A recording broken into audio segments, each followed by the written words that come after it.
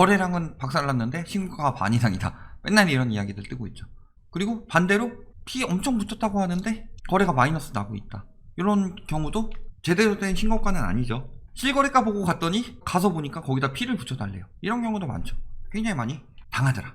지금 상황 봤을 때 실거래가도 100% 믿으면 안 된다. 물론 제가 이 얘기를 한다고 해서 그러니까 감정원보다는 KB 지수를 봐야 된다. 뭐 이딴 개소리 나오진 않길 바래요. 왜냐면은 그래도 호가보다는 실거래가를 더 믿으셔야 되니까. 근데 실거래가도 지금 상황에서 100% 믿으면 안 된다. 즉 거래량이 감소하고 있는데 신고가가 찍힌다. 이거는 항상 끝물장에서 나타나는 현상이고, 그럴 때 신고가 찍으니까 집값 계속 오르겠지 하고 실거래가 100% 믿고 사다가 망하는 사람들, 물리는 사람들 엄청나게 많았었죠. 과거에도. 한쪽에선 하락 금매 늘어나는데 한쪽에서 자꾸 신고가 찍는다.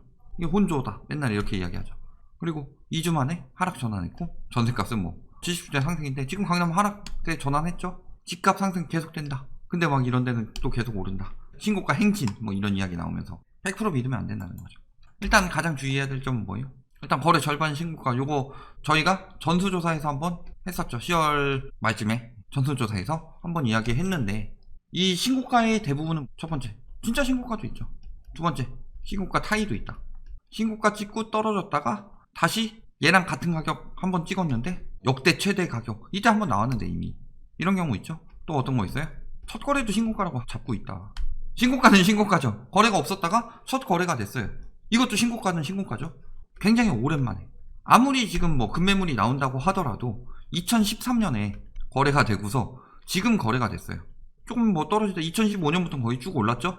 쭉 오르다가 왔다 갔다, 최근에 왔다 갔다 하고 있다가 요 가격보다 더 급매물로 나왔다. 손치더라도 2013년에 비해서는 비싸죠. 그러니까 굉장히 오랜만에 된 거래, 이런 것들도 다 신고가라고 쳐버리니까 그런 거죠. 거래 절벽에도 연일 신고가, 뭐 양극화 우려, 계속 이런 이야기 하고 있죠. 근데 지금 노도광이 강남 3구보다 더 빨리 오르고 있다는데 양극화가 심해지는 건가요? 어디 여러 채보다 똘똘한 채 선호한다. 똘똘한 채 계속 호도하고 있죠. 우리나라에서 가장 똘똘한 채 있는데 어디예요? 뭐 동으로 따지면 뭐 한남동, 성북동 이런 데도 있지만 구로 따졌을 때는 강남 3구죠. 근데 강남 3구가 거래량이 절벽인데 똘똘한 채 현상이라고 계속 이야기하고 있어요. 현실과 괴리된 이야기를 전문가들이 하고 있는데 저런 것들은 인터뷰를 계속 내준다. 특히 지금 조심해서 봐야 될 거, 다운계약, 업계약. 이런 것들이 실거래가 교란의 주범이죠. 다운계약, 업계약. 다운계약이 더 많죠. 그렇다면 실거래가가 더 높겠네? 물론 그렇게 볼 수 있죠. 근데 다운계약은 보통 어디서 많이 나와요? 분양가, 분양권. 왜냐면 분양권 양도세가 워낙 높기 때문에 분양권에서 많이 나온다. 그리고 업계약. 업계약 같은 경우는 사실상 아파트보다는 빌라 같은 데서 많이 나오죠. 상가. 업계약을 하는 이유는 뭐예요? 대출 많이 받으려고. 예를 들어서 투기과열지구라서 40% 밖에 대출이 안 나온다. 그랬는데 얘가 2억짜리다. 그렇다면은 대출이 8천만원이 나오죠. 근데 이거를 3억짜리로 위장을 한다. 그럼 대출이 1억 2천까지 나오잖아요. 이런 형식으로 많이 하더라. 자, 그러면서 보면 어때요? 세종 같은 경우 다운계약 관행이다, 남아 돈다라고 하죠. 이거 여기서 집 갖고 있다 판 공무원만 전수조사 해봐도 다 나오죠. 왜 안 하는지 모르겠어요. 요런 건 해줘야 되죠. 왜? 대출 금지선인 15억에 육박한. 세종이 무슨 15억이에요 벌써. 제정신이 아니에요 지금. 그러니까 14억 9,900만원에 거래했다. 왜? 대출 받으려고. 근데 사실상 저거는 KB 시세에 맞춰서 하는 거죠. KB 시세에 맞춰서 더 높아지지 않게 이렇게 거래를 한다라는 거죠. 다운계약서 쓰면 누가 피해가요? 다운계약의 최대 피해자는 매수자예요, 매수자. 예를 들어서 10억짜리 집인데 8억에 샀다, 다운계약해서. 그럼 이 전에 있던 사람이 6억에 샀으면 이 사람은 원래 4억에 대한 양도세를 내야 되는데 2억에 대한 양도세만 내게 되죠. 그리고 이 사람이 10억에 샀는데 다시 10억까지 올랐다. 요것만 다운계약한 거죠. 그 시세대로 그대로 팔려고 해도 이 사람은 괜히 2억에 대한 양도세를 내야 돼요. 요런 건 특수한 경우지만 퍼센테이지로 따지면 사실은 대출이 덜 나오는 거죠, 원래는. 그러니까 매수자가 손해보는 계약이죠. 보면 어때요? 분양권. 요거 진짜 특사경이 가가지고 전화 걸어서 조사만 해가도 되는 거 아니에요? 뭐 함정수사도 아니잖아요. 분양권 지금 시세 어떻게 되냐 라고 해서 내가 이거 살 테니까 뭐 이런 식으로 뭐 함정수사 들어가는 것도 아니고, 예를 들어서 뭐 2억짜리 분양권이 있어서 전화를 했다. 그러면 여기서 이거 다운계약이에요. 보통 P1억부터 3억에 팔고 있어요. 다운계약 모르시네. 그러면 이거 잡아가지고 바로 적발하면 되잖아요. 그런 얘기 할 거면 나가셔. 쓰레기 중개사들이 많다는 거죠. 아예 무슨 얘기 하고 있어요? 100명 중에 90명이 비슷한 가격에 거래했다면 실거래더라도 10명의 거래가 반대로 업계약인 게 되지 않겠냐. 지들이 불법인데 제대로 하는 것이 업계약으로 불법이다라는 말도 안 되는 궤변을 늘어놓고 있다. 분양권 사주지 마세요. 지금 분양권 절대 살 때 아니에요. 오히려 내년에 분양권 더 강화되죠. 양도세. 거기다가 지금 전매 제한 엄청나게 늘어나고 있고 분양가 상한제로 인해서 여러 군데 저렴하게 분양되고 있다. 나중에 가면은 점점 더 분양권을 살려는 사람들이 줄어들겠죠. 수요는 계속 줄어들 건데 저거 지금 내 집 마련 미쳐가지고 굳이 비싸게 주고 살 필요가 없더라. 반대로 업계약 같은 경우도 많죠. 특히 보면 어때요? 경기도에서 적발한 거 보면은 다운계약이 저렇게 많으니까 다 그런 거 아니에요? 분양권 많은 동네들, 지방에 분양권들 많죠. 그런데 다운계약 많다고 하는데 7월에 나온 기사죠. 다운계약 3개, 업계약 13개. 즉 의도적인 시세 띄우기도 많다는 거죠. 경기도의 경우 더 많이 나왔다. 업계약을 한번 확인해 봐야 되겠죠. 뭐 이건 경기도 아니고 저희가 예전에 찾아냈었죠. 잠실 리센치 업계약 어떻게 들어갔어요? 가격 띄우려고 개인이 자신이 운영하는 법인에다가 비싸게 넘겼다. 저희가 딱딱 조사해서 찾아봤었죠. 알고 보니 자기 법인에다 매각했다. 영상에 올렸었죠. 이거 저희가 제일 먼저 찾아냈는데 기사들이 갖다 쓰면서 말 한마디 안 해주더라고요. 원래 그런 거예요. 집값 띄우고 정부 비판하는 그런 사람들 말은 다 해주지만 반대로 본인들이 보기에 저런 것들 신고하고 막 이런 데는 굳이 홍보 안 해주죠. 불리하니까. 자, 보면 업계약 하는데 많죠. 이런 거 보면 사실상 이거 너무 티나게 한 거 아닙니까? 보면 어때요? 업계약은 보통 어디서 많이 해요? 사람 대 사람이 업계약 하는 경우 그렇게 많지 않죠. 보통 어떻게 업계약 들어가요? 회사랑 사람. 그래서 여기 거란족을 잘 지켜서 스타가 대신 분양사. 사실상 여기 뭐 거의 지주택 분양사죠. 여기서 어떻게 해요? 업계약하면 8천만원 빼준다. 즉 3억 8천짜리가 있다. 그러면 계약서는 3억에 쓰고서 8천 지원받아서 3억 8천으로 계약서만 이렇게 쓰는 거다. 그러니까 엄청나게 비싸게 느껴지는 거죠. 엄청나게 가격이 뛸 것처럼 느껴지는 거죠. 근데 사실상은 뭐예요?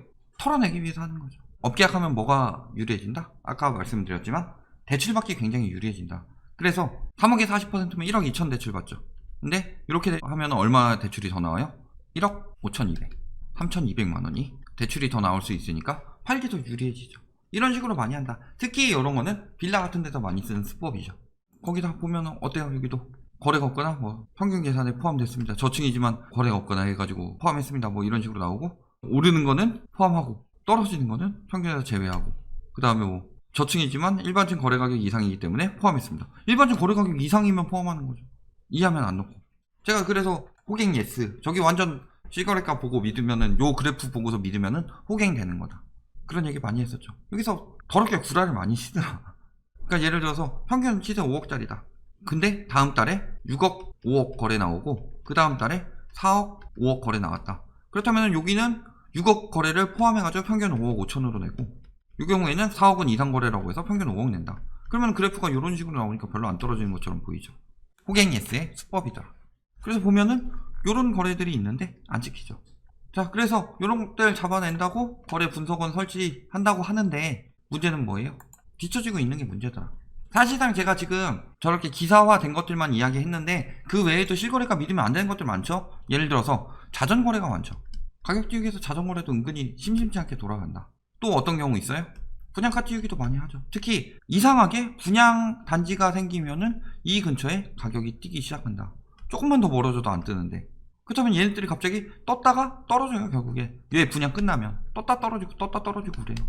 이게 한 1000세대만 분양하더라도 여기서 한 2개 사주고 2개 사주고 2개 사줘서 1억씩 올려놓고서 1억만 비싸게 분양을 한다. 그러면 6억 비싸게 산 거 같지만 1000억이 남으니까 거기다 요거 시세 띄웠으니까 손절해서 5천 금매물로 내놔서 판다고 하면은 3억 정도는 더 회수되죠. 그럼 997억이 남는 장사인데 이런 짓거리 건설사들이 하고 있다. 그 다음에 요즘에 또 뭐가 많이 나오겠어요? 법인 양도세랑 개인 양도세를 비교해보면 지금 법인 보유세는 엄청나게 강화됐지만 양도세는 아직 강화 안 했죠. 매물 내놓으라고 하는 거예요. 지금 원래는 사실은 양도세까지 같이 강화해서 불로소득까지 싹 다 걷어버려야 되는데 내년에 10%포인트 강화되더라도 개인보다 확실히 세지진 않죠. 매물 내놓으라고 하고 있는 거긴 한데 더 작죠. 그러면 어떻게 돼요? 예를 들어서 6억짜리 물건을 사가지고 지금 8억까지 뛰었어요. 그리고 지금 떨어지게 생겼어요. 그런데 요거를 그대로 떨어지거나 오를 수도 있죠. 그럼 막 10억에 넘기는 거예요. 개인한테. 물론 법인과 관계 있는 개인한테. 그러면 어떻게 돼요? 지금 양도세는 4억을 내지만 예를 들어서 이들 말대로 오른다고 생각해보면은 10억까지 오른다고 칩시다. 이들 생각대로 개인 양도세 안 내도 되죠. 법인 양도세로 4억을 다 떨굴 수 있다. 근데 원래대로 제대로 계약했다면 2억, 2억인데 양도세가 이쪽이 더 크니까 2억에 대한. 그러니까 이런 식으로 미리 비싸게 넘겨놓는 거래도 꽤나 많을 거다. 지금 법인 계약하는 거 보면은 법인의 경우는 한쪽이 개인이더라도 자금 출처에 대한 조사가 다 들어가야 되죠. 그런데 누가 저거를 법인 건데 내가 비싸게 파는 것도 사줘야지 하고 누가 사겠어요, 보통 일반적으로. 결론, 중요한 거는 아직도 많은 비리들이 있다. 이야기했던 것들 뭐 있었죠? 업다운, 그 다음에 법인 거래 떠넘기기도 있을 테고, 그 다음에 또 자전거래, 분양가 띄우기 등 많은 불법 행위가 아직 돌고 있더라. 불법 증여를 하기 위해서 넘기는 경우, 그럴 때 막 전세가 비싸게 들어가지고서 주인 전세 같은 거 비싸게 때려주고서 하는 경우도 많죠. 따라서 지금은 이렇게 혼조세가 돌 때는 신고가 연연하지 마라. 중요한 거는 거래량이죠, 거래량. 9월에 뭐 10월에 조금 늘어난다고 해서 이 거래량이 적어도 7월 수준까지 회복되냐? 절대 회복 안 되고 있죠. 6월, 7월 수준까지 회복이 되냐? 절대 안 되고 있죠. 매수 심리가 엄청나게 줄었는데도 조금만 회복되면은 반등이다. 매수 심리 회복되나? 막 가진 걸 다 해가지고 다시 띄우려고 하는데 절대 안 되죠. 왜? 얘기했지만 거주 안 한 사람들 장특공제 혜택 받으려면은 내년 되면 반토막 나죠. 그러니까 어떻게 해야 돼요? 특히 뭐 한 산지 1, 2년 정도면 모르겠지만 한 5, 6년 이상 되면은 올해 매도하는 것이 가장 혜택을 많이 받을 수 있겠죠. 또 법인 매물들 쏟아져 나올 거고, 그 다음에 임대사업자 말소 매물들 쏟아져 나올 거다. 그럼에도 불구하고 지금 신고가 찍는다 라는 말에 넘어가서 신고가로 사주는 당신이 진정한 호구가 될 수 있다는 거 꼭 기억하시고, 뭐 어디 실거래가 100% 찍는다 이런 말에 너무 쉽게 넘어가지 마셔라. 기다리시면 답은 나온다. 여기까지 말씀드리겠습니다.